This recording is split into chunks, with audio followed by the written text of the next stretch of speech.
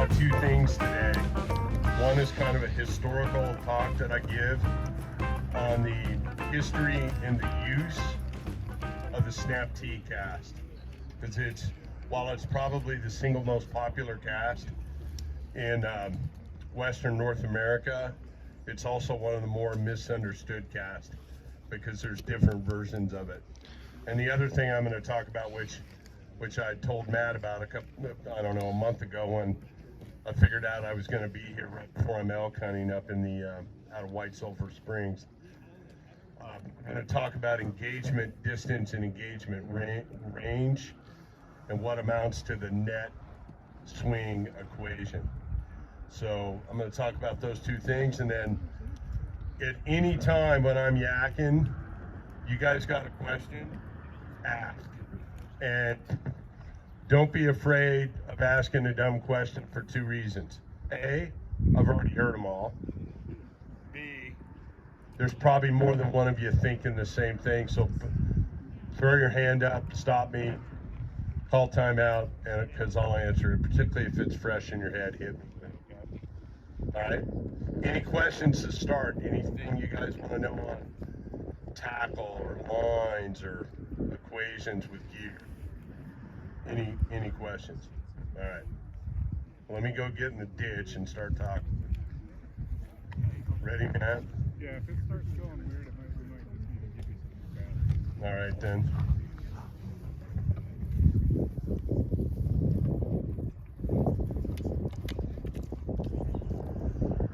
So I brought two rods. Can you hear me? I brought two rods. I brought a 7 weight and I brought a 4. What the thing about this trout spey game is, folks, these things are actually really hard to learn on. They're actually really hard. So you take this 13.5-foot 7, and I could take anyone here who's never done it, go up on that farm, I like that spot up there, and probably have you functioning in a fairly short period of time. When you go small ball, whether you go trout spey or you go switch rods, which we call baby spey, and that's actually where trout spey began, is in the switch rod theater in the state of Alaska, to be exact. Those rods make you go small. You have to get small with this. And when I say you have to get small, it's kind of the difference between casting inside that one of those pop-up tents versus casting with this inside a phone booth. And so what makes these difficult is you have to get small. All your moves have to get small. So as you kind of venture into the trout spey game, think small movements. Think, I got to cast. I've got to cast in the phone booth. Because you truly do. So I've had the good fortune to have spey fished all over the world. Argentina, all over Alaska, Canada, New Zealand, Chile, various things. And all game fish kind of have certain attributes that you have to play to. You know, for instance, I fish kings every year. Next year will be my 40th year of fishing kings on a fly in the state of Alaska. And kings, generally like Atlantic salmon, thou who can cast the furthest wins. Okay? So distance matters in those theaters. Trout, it can kind of be anything can win. Okay? Steelhead can often be anything can win. My favorite steelhead river outside of the Dean in British Columbia is to the west here, called the Clearwater in Idaho. In fact, that's my pet Clearwater stick right there, that 13.5-foot 7. And there's no bad cast on the Clearwater. You could walk off the bank and step on one 2 feet off the bank, or you could hook one at 109 feet away from you once you're swing engaged. So it's a great venue for steelhead because there's no bad cast. Okay? But in order to fish the fly effectively, you've got to throw X distance to fish X distance. In other words, what I call the net engagement swing, the net swing factor. So in this particular run, which is obviously pretty greasy going down through here, I've seen a fish or two rise. I think some of you guys were fishing this morning. I don't have to make a really big cast. In fact, there went Trouty. I don't have to make a big cast to engage this little spot. I just make a little guy here, mend. Fly's going to engage, so I'm going to get all the grease. I'm in the greasy spoon right now. There we are. And when she straightens out, let her marinate, a little marination. Yeah. A couple of little trouty strips, because you never know who behind it. So a little trouty strip, sometimes will net you something. But if I want to fish, boy, if I want to hit a cast that will put my fly to swing over that root wad over there, I've got to kiss that bank in order to engage that spot. So you need to think of your cast in such a way that I'm going to have to cast maybe 90 feet to swing the fly at approximately 65, 70 feet. This is a little 4-weight trout spey. It's that Sage G5 series. So I had to throw quite a ways to engage that piece, and I don't think I quite hit that thing cleanly. So I'm going to plug one past it and try to get it to engage that spot. That one's in the game, provided we can get it to swing. Because you're doing a lot of setup just to get yourself in a position to swing that fly. So if you're trying to fish 70 feet, you're probably going to have to cast 90. And 90 is a lot further than most people think. It's a 30-yard archery shot, which is pushing. It's just short of that guy down there casting. Archery turns you into a human rangefinder, as I like to say. So you got to be thinking about that stuff when you're engaging spots that you've really got targeted. And obviously this whole piece of water, man, that stuff up around the corner just looked fabulous. I don't know how many of you walked up there today, but it looked really super good. So always be kind of conscious of throwing X distance in order to get that engagement of that water that you intend to fish. Now the other thing that's going on is I don't even want to say it, but it is, what time is it, Matt? 3:25. So I think we've gotten past critical wind period. I'm a big believer that we don't say wind, camera, or net. Bad things happen on all three. Do not mention any of them. But a lot of times you get these, the wind that's been here today has kind of more or less been upstream, or it's probably, I'm guessing, coming out of the west or the southwest. And in that, I'm a huge advocate that I want the fly to swing broadside. So if I'm a fish, I want that fly to come at me. I want it to swing broadside to me. Because, I'm mainly anadromous fishing, steelhead, Chinook, sea run browns. That's more or less what my anadromous counter looks like. And I want that fish to have maximum view of that fly for the maximum period within the course of the swing. And so a lot of people I worked with today were kind of fixated on casting at 90 degrees. Now, when you don the Spey rod versus your single-hander, there's the Osprey speaks. He's got something to tell me. Like, I want that minnow.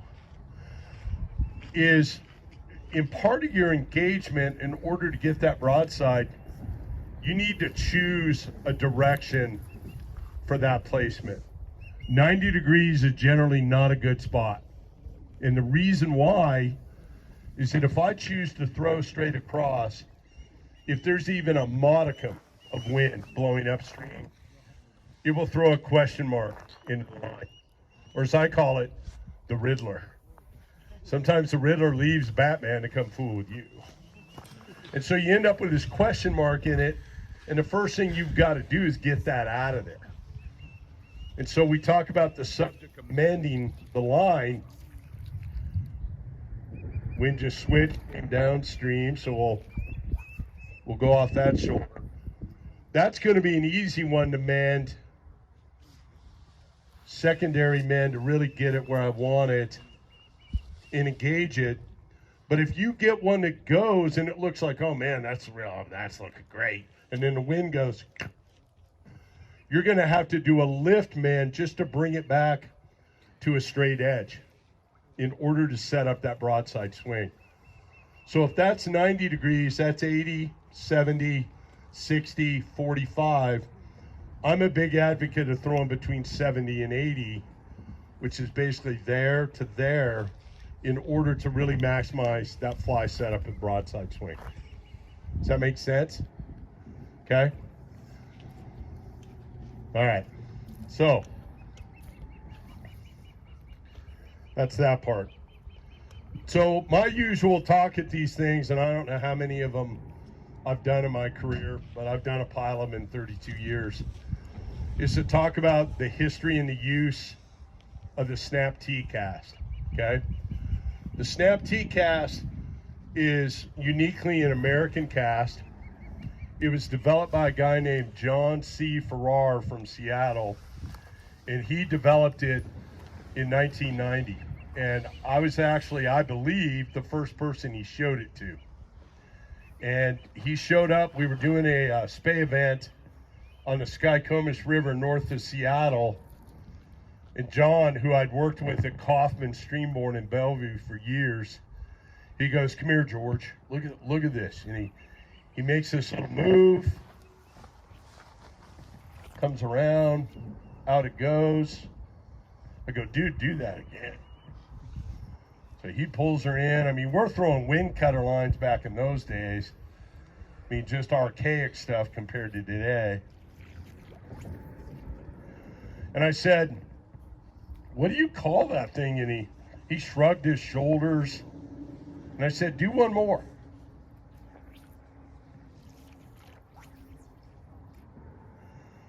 And I said, "You ought to call it the snap T, man." And he goes, "Why?" And I go, "Because you make this move, and between the rod and the line, it looks like a T." So John Farrar developed the cast. I named it. And Deck Hogan, a longtime steelhead guide in the Northwest, made it famous. Now, how did he make it famous? Well, myself and a handful of other individuals, I don't know if you saw this, Neufeld. I don't know if you were guiding at Alaska West in I think it was 96. So when somebody says, "Yeah, man, that guy's throwing to the other side of the river." When somebody throws the other side of the river and they actually get hung up on the other side of the river, that guy actually did throw across the river.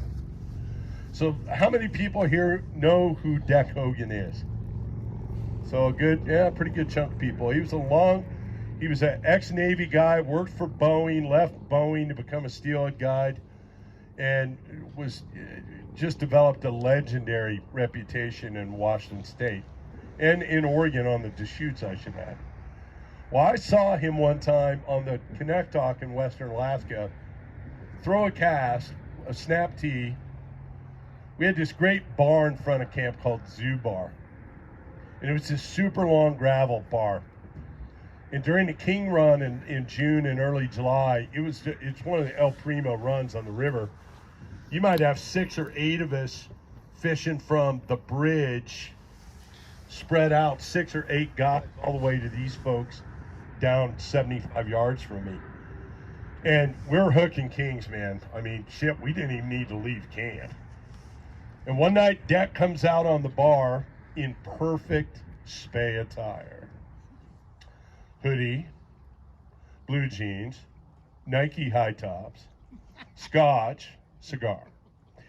He saunters down to the bank, singles me out, of course, and goes, What do you got there? And I had a 16-foot 10 weight.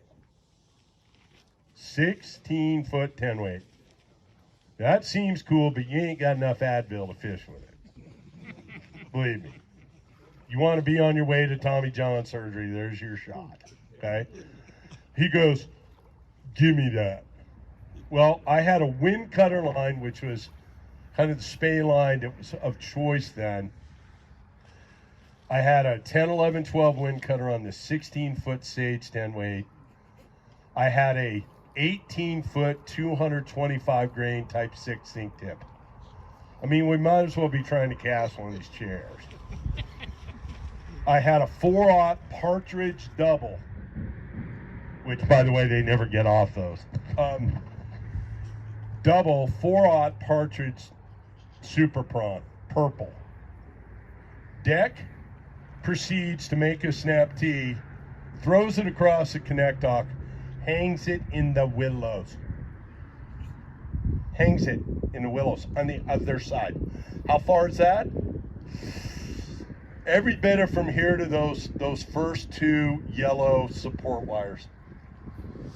How do I know it was that far? Because it's hung up on the other side. And he did it once, and he should have just dropped the mic. He brought her in, did a second time, same shot, hung up. And this time he had just enough guide savvy combined with just about the right level of blood alcohol content that he got it out and he threw a bend in it. Went, hooked an 18-pound hand, landed it. I think somebody took his picture, handed me the rod, and sauntered off. Those first yellow support pieces. Think about that. Again, how do I know? It was hung up over there. I mean, I might have gotten the cast 9 feet from there. Maybe I lucked out, wind aided, got one 7 feet. Hung up, and not hung up at the bottom, like up, like up there. So Deck really made this cast famous, and one of the things, he did some things with the cast, which I'll talk about. So there's actually 3 versions of this cast. The original one is John Farrar's original snap tee, which works with a reverse C. Okay, you can see up, cut under, and away. Up, cut under, and away. That's the original formula. And the beauty of this cast is it's relatively easy to teach. It's a great cast for right-handers, river left. It's an ungodly powerful cast with big sink tips, or even little guy stuff, and big flies with Skagit lines. But it's equally effective with the Scandi style line, which is what I've got on this little 11-foot 3 4-weight trout spec. But what's interesting about the snap tee is there's parts and pieces to it that really need to be examined to be mastered. So the original one works off that reverse C, or for you University of Oregon types, a musical clef. I went to Washington State, which is a lot like going to high school for an additional 4 years. Yeah, boy. I was a criminal justice major, but really, I was a pheasant hunting Jack Daniels major.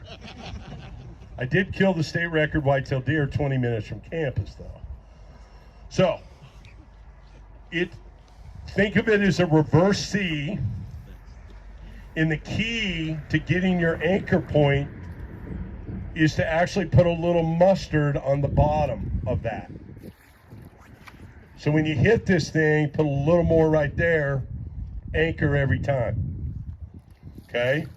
Now you guys will notice that when I make this cut, I take the rod under and away. Notice where it finished. I do this for 2 reasons.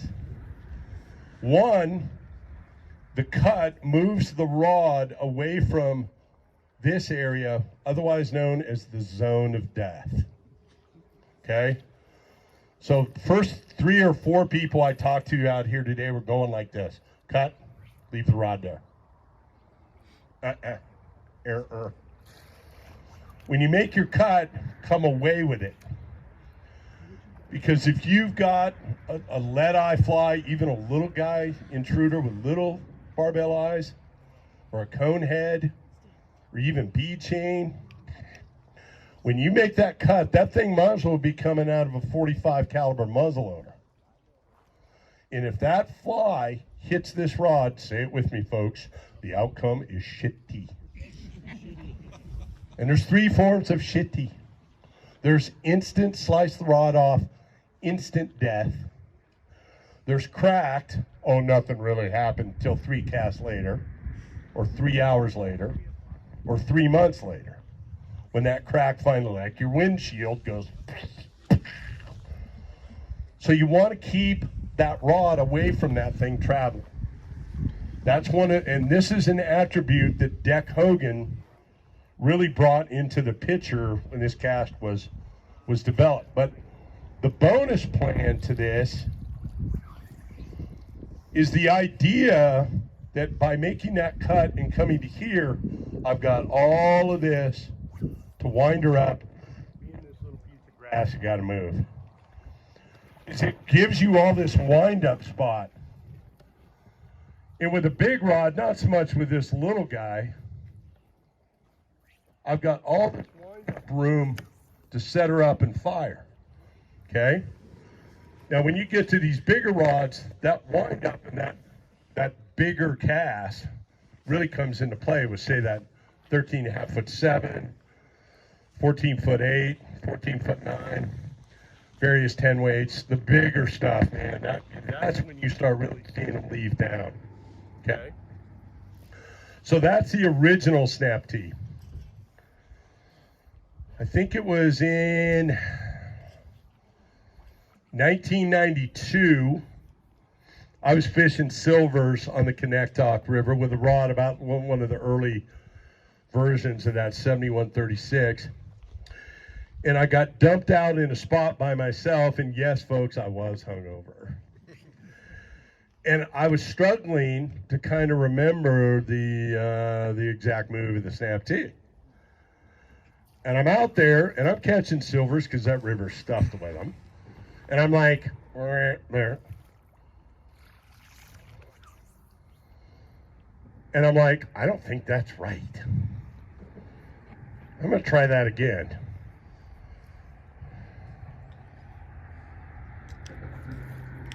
Whoop. And yes, I did hit my rod a time or two. But what I sorted out that day was that there was another version of this cast that is nowadays called the Snap Z. And the Snap Z, otherwise known as the slanted slash right there, is ungodly energy efficient for you as a caster. So if I look at this cast and I go, okay, what's the wind doing? There's not much. It's kind of coming a little bit upstream. Slant, slash. Okay? This move looks really easy. It's actually really hard. Because people want to put a curvature in it. There's no curvature. Come up slanted, slash right down the line you came. Watch the rod tip. Slant up, slash down. And it doesn't take a lot of energy. I can just barely do it. There, look at that. Okay? Now, that's a great cast provided that you have no wind, ultralight wind, or wind at your back.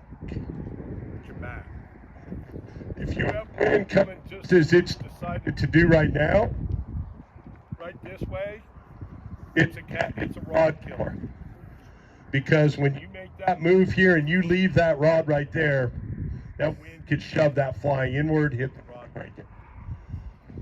So the one thing that you will become as a spey caster is you'll become what we call the Spey quarterback. And you'll come down here to the line of scrimmage, the river. And you'll pay attention to stuff that you really didn't, or maybe only occasionally paid attention to with a single-hander, because we all go with a single-hander, we go charging down here and go, hey man, I'm here. Bobo! With this thing, you better be paying attention to the wind. You better pay attention how deep you're wading. You better pay attention to water speed and hydraulics. Because if you don't, these things can and will punish you. Now, Kurt Kruger, who is somewhere in the general crowd, our beloved sage rep from here in Montana, who's become an absolute world-class spey caster. There's your tip for the day, Kurtie boy. But there was a time when Kurt showed just why he went to Sacramento State. He would go out there and he would just huck. And he has fished an awful lot with me in Alaska. And there was a point in time in his youthful spey days where his Sims guide jacket looked like somebody had shot him with 8-shot. And not just once. I one time watched him in the Arctic on the Woolwich River send a fly through his jacket into flesh, and he proceeded to spend 35 minutes trying to get his clothes off just to attend to the fly that was buried in the flesh. Because he wasn't paying attention to wind direction. But his ass pays attention now. Okay? And he's a world-class spey caster now, but he was, in his early days, world-class not paying attention. Okay? So the wind matters, because the wind will punish you. Punish you if you don't pay attention to what it's doing. Punish you, punish your rod, punish your ears. Besides, the furthest cast you will ever make in your life will be the one that came the closest to you. And it'll be that because it's on a perpendicular track, which the longest cast are the straightest are the longest, are the most perpendicular. Okay? So, let's take a look at that Snap Z again. No wind, so we're good. Right now I'm good. Slash. Swivel up and around, fire. Okay? That's the second version, but again, wind dependent. The third version is called the Sea Spey, which guides love to teach because they generally can get a client to function for a day of steelhead fishing. And the Sea Spey looks like this. It's this big monstrous move. Boom, round. Guides love it because they generally can get that move taught. I don't like it. It's not energy efficient. It's this big ass movement. A lot of times it takes a fly away from you and your proximity is ruined, or at least you got to catch up with it. There is, however, folks, one place and time I really do like it.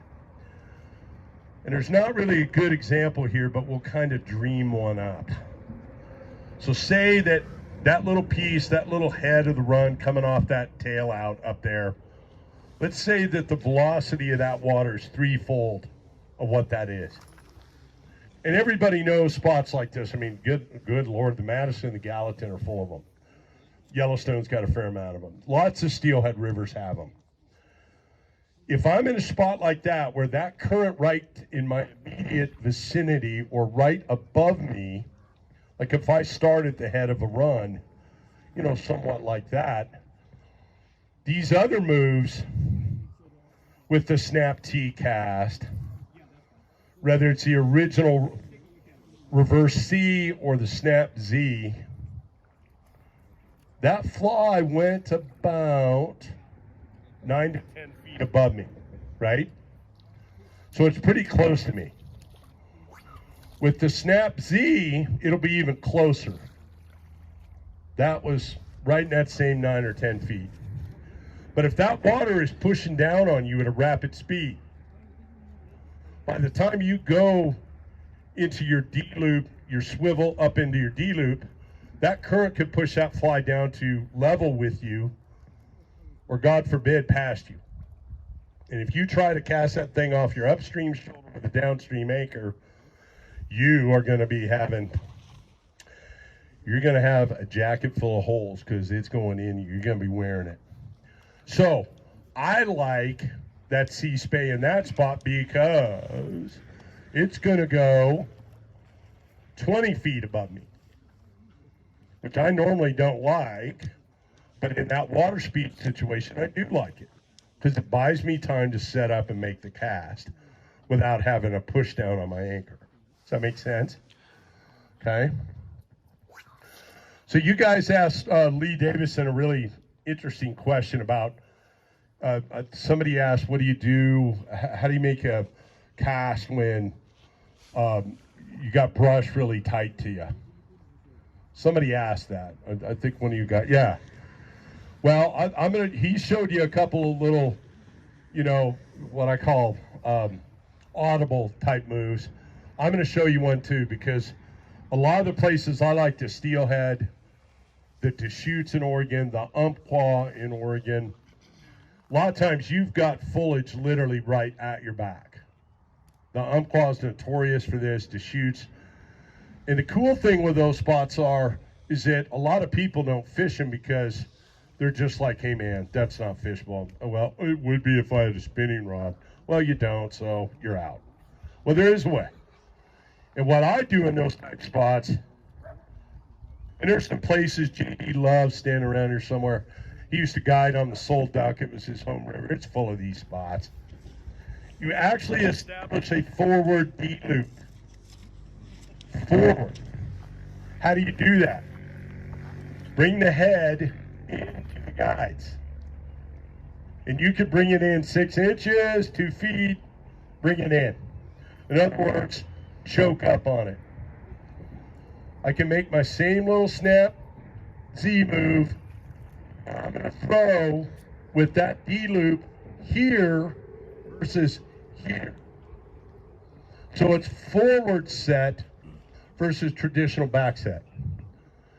And believe it or not, it will cast a lot further than you think it's going to cast. So I'm going to choke up, snap Z, forward set, boom. That's roughly 60, 62 feet. The cool thing in most of those steelhead spots that have those sort of tight bank, deep drop, you generally don't have to throw that far to fish that spot. So these casts tend to work out really well. Watch this one more time. Choke up, cut, forward D-loop, fire, boom. So that's one way to handle coming down, say, that bank on the other side or something like that, okay? All right. Yes, sir. So you're not changing the cast at all, choking up. I'm establishing a forward D-loop by design. So just watch these two as a comparison. If this is a standard D-loop, which will set up behind me, this one is going to set up in front of me. And you'll notice that my rod is essentially vertical within the structure of coming around into the key position, upright or key position. Boom. Boom. And again, most of the spots that this goes on at, you don't have to throw real far. Most of those spots don't set up in a way that you got to be bombing them. You might only have to cast 38 feet or 48 feet. And usually with a quick mend and an engagement that's going right into where you want it. Okay? A couple other casts for you guys. Anybody here know what the wombat cast is? Who's heard of the wombat cast? Well, good. Hardly anybody. Perfect. So Eric Neufeld, the Sims Winston rep, was a long-time guide in Alaska, and he guided with a guy named Brian Kite, aka the Wombat.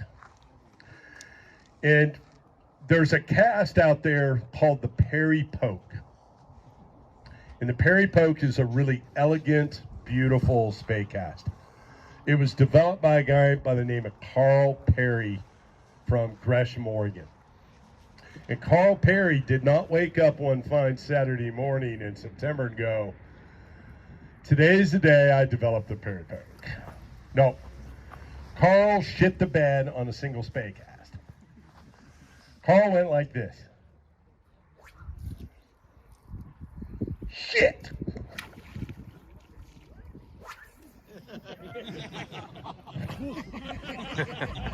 You kidding me?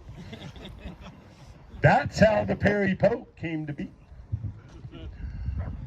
Now, the Perry Poke was made famous and put into really luxury cast status by one Ed Ward of Washington State. And Ed kind of took the cast and decided that there were certainly more elegant ways to set this thing up, because it's a killer cast that will produce consistent straight edge shots. And as Ed Ward famously said, the straight cast fish is best, which is true with these things. So the Perry Poke was born out of a blown cast.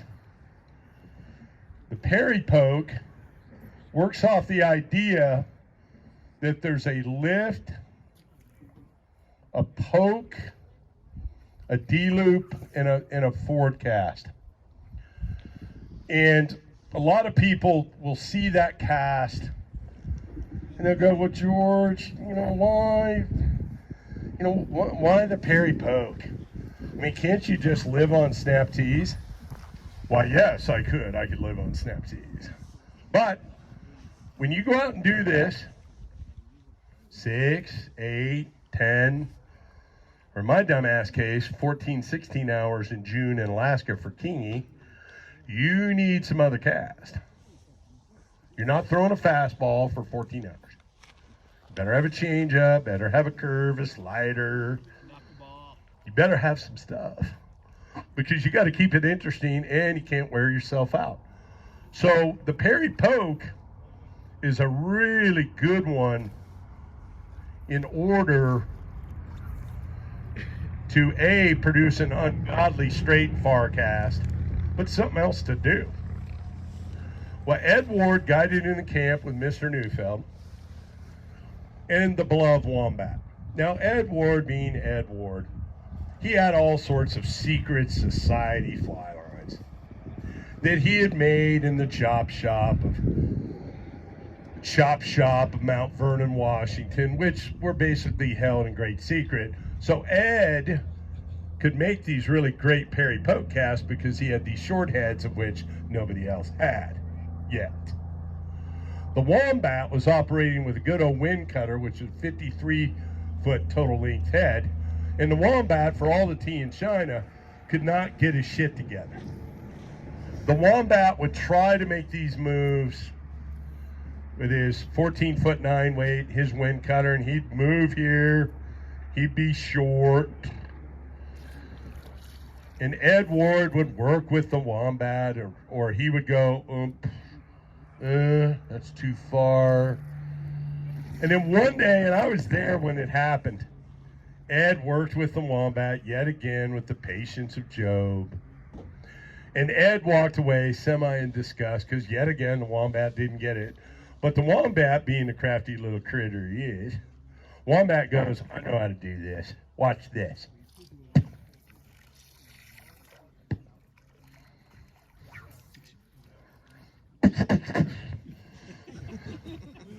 The wombat knew if he simply executed a snap T or Z, he could run the poke, set this thing up, and crush. And the wombat cat was born. So the wombat cast is a hybrid of the Perry Poke and the snap T to accomplish that wonderful setup of a perpendicular D loop, which ultimately is going to fly fast and far. So that's the wombat cast that was born out of the Perry Poke. Are kind of a user's guide to Northwest favorites, which, as you can well see, are perfectly applicable with small ball. Perfectly applicable. Okay? All right. You get a bonus treat today. Justin, you ready for this one? Okay. So, years ago, in my youth, I was around some really incredibly good single-handed casters that took time to spend time with me as a youngster. One of them was Tom White, who was the longtime Loomis rep in our part of the country, went on to be a Florida Keys guide of note. Another guy was Joe Butoric, a longtime steelhead fly tyer from Arlington, Washington. And I was fortunate to spend some time with Lefty Cray in my youth. And one thing that those guys showed me was the famous turnout move. Now, some of you may have been doing this, but not knowing you were doing it with a single-hander, where you set up a cast, and when you throw it, you turn your wrist out. Now, why on God's green earth would I do that? Who can tell me? Not you, Neufeld. Who can tell me? What advantage would that give me? Watch this again. Thank God this is a little rod, because it's not a great way for Tommy John surgery.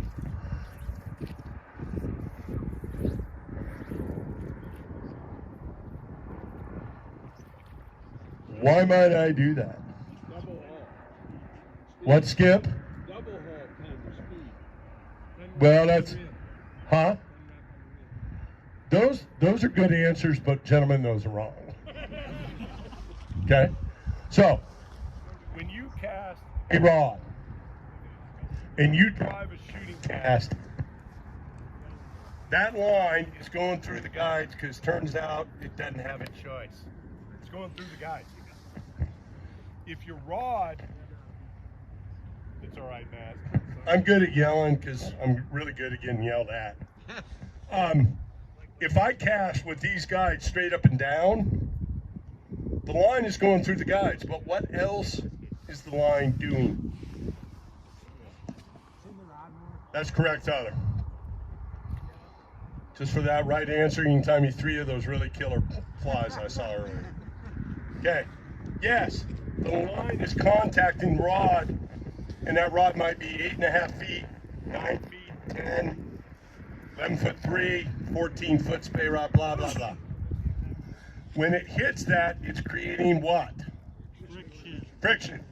Friction is the enemy. Okay?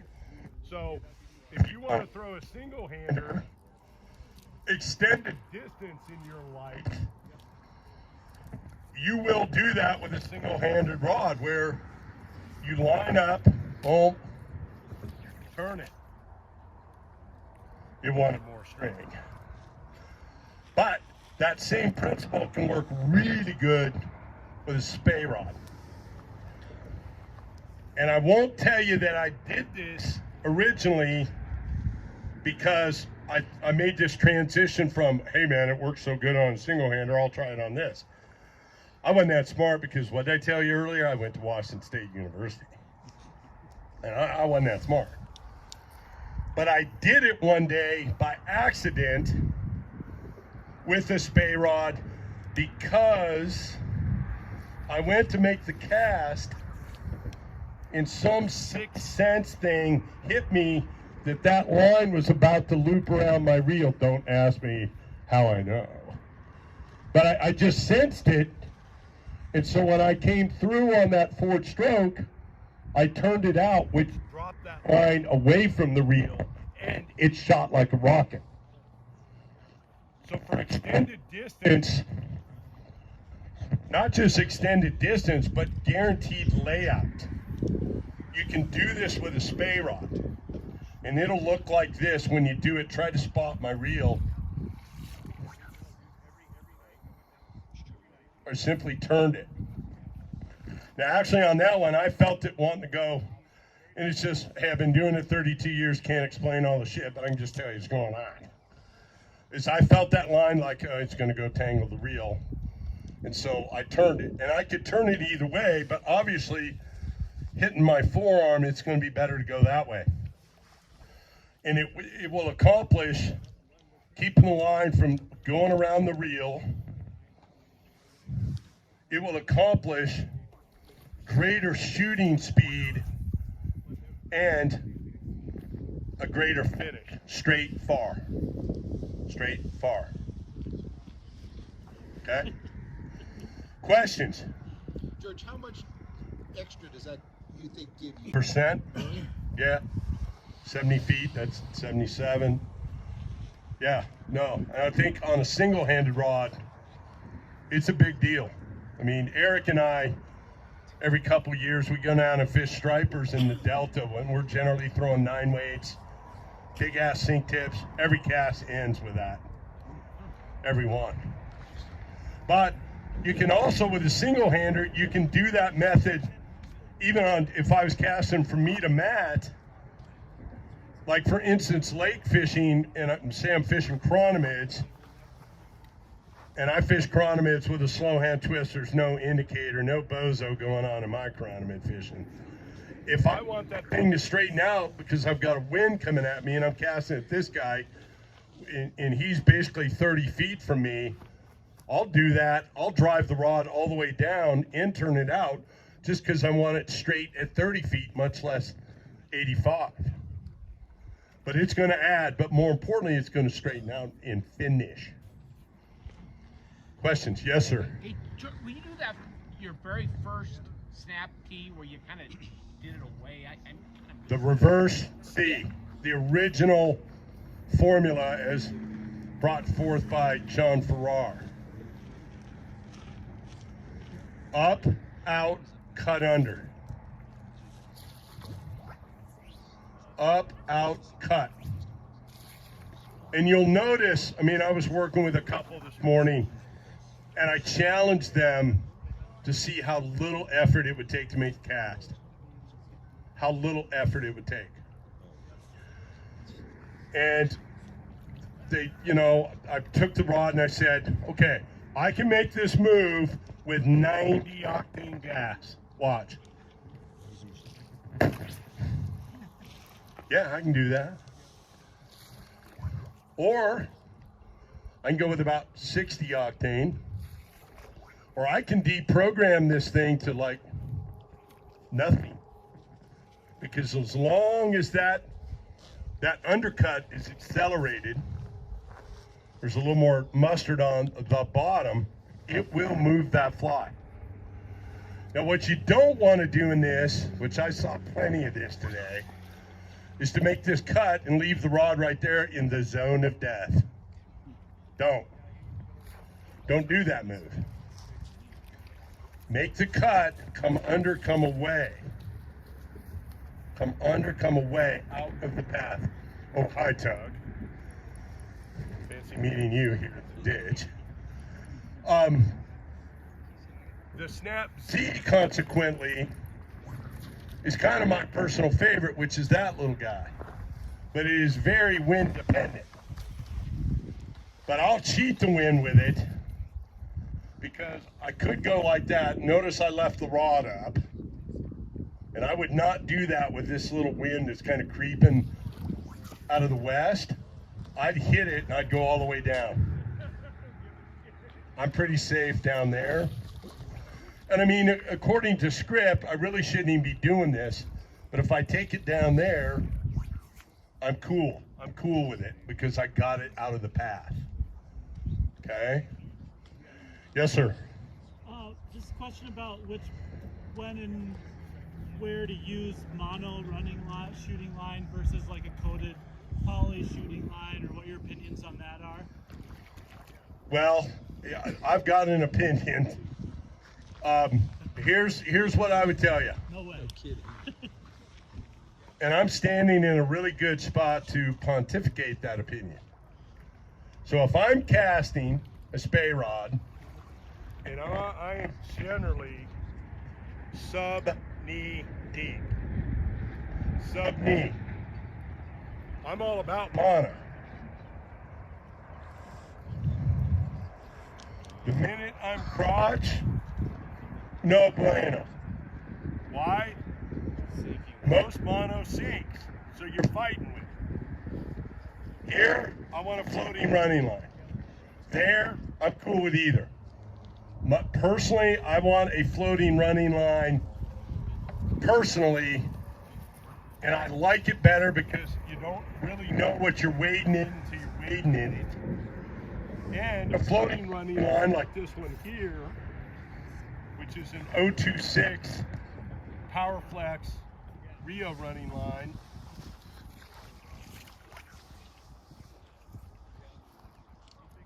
I can see it really well, and if I want a secondary mend, it's really easy to pick up and re-drop to get that broadside swing. Okay? So George votes floater, but you've heard the theory now. What else? Okay, I got one more thing for you. No? I'll just yell. Yeah. So, well, the wind's with me, so it's blowing to you. All right, managing line. Managing line. So somewhere between the reel and my overhang or my head is a count, right? What I don't want to do is just haphazardly strip. Go, okay, here it comes. Okay, all right, okay. That looks like good overhang. Yeah, man, I like that. Boom. I tug. Notice what happened. Hey, buddy. How's it going? This is Spey dog. It didn't shoot all the way. Now, granted, there's two things that are going on in this spot. There's some funky hydraulics in here that actually back suck the line upstream. Okay? The other thing that's going on is that in all those strips unattended, those pups, bear with me here, let's see if I can do this.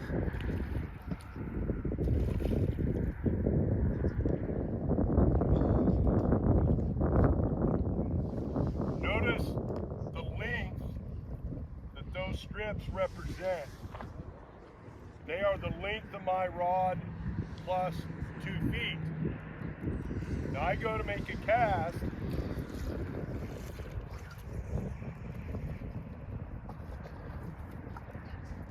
Now I got it to go, but it's because of the magic of this here Sage Spey rod. But it did not go cleanly.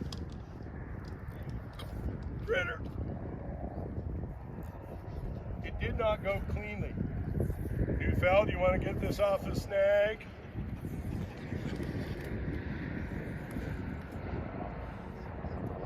So, I want to manage this line. I want to manage it, okay? So somewhere, folks, in all this running line,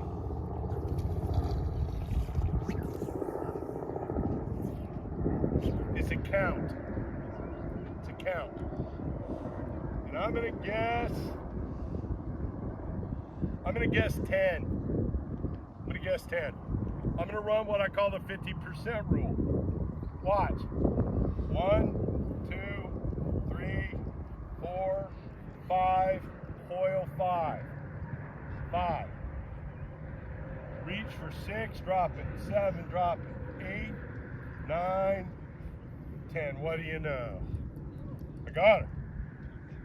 So instead of 14 feet of downstream drag that's cut in half, which is 28, I've now cut that in half.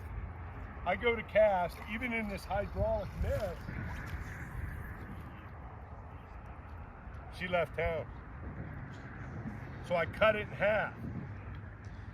The beauty of this is that I'm managing the line and I'm able to monitor my overhang, or that spot, how much of my head is outside my tip, without looking. Without looking. It's auto. 1, 2, 3, 5, coil, 6. I don't even need to look. because once I get to 10, I'm there. It's automatic. You don't want to be the guy going, okay, here it comes. Man, I think that's the spot. You don't want to be that guy or that gal. Plus, inevitably, you're going to fish some places early in the morning, late in the evening. Could be right here for Browntown. Could be the Deschutes for Steelhead. Could be Terra del Fuego for Sea Run Browns, where you can't see that good anyway. In fact, at Terra del Fuego on the Rio Grande, you want to stay out until them guys make you come in. Believe me. Because Browntown comes out of the ditch into the shallows and eats in the dark. And if you're spey casting in the dark, I promise you're not seeing what's going on, so you better have a system. And the system is the 50% rule. George, when did you let go? I couldn't quite see. So, I let go when the rod arrives at the stop point. And you'll notice I flare my fingers. That's where I'm letting go of that.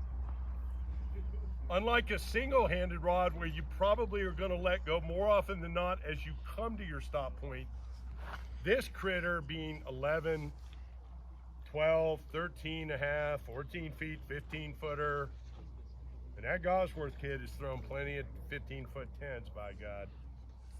It's a longer lever. There's more line out. There's a longer flight time. In theory, if I let go when that rod reaches a stop and I let go, my loop won't be 50-50. My loop will be 75-25, 80-20, and that's the one that leaves. So let go late. There's almost no such thing as too late to shoot with these. Any other questions? Okay, any other answers? Thanks for coming.